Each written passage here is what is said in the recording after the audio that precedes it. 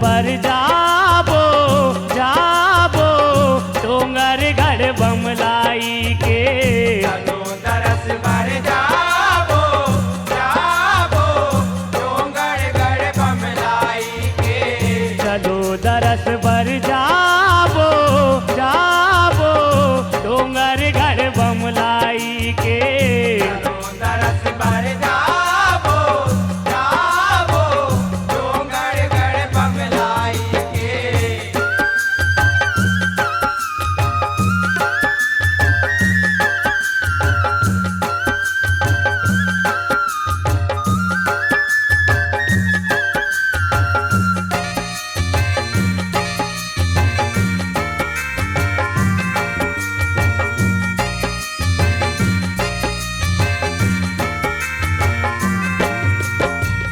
पान फूल यौ नरियर धर के। पान फूल और नारियल घर के। यौ बंदन चंदन फूल दसमत के। चंदन चंदन फूल दसमत के। आरती करबो घिउ कपूर के। आरती करबो घिउ कपूर के।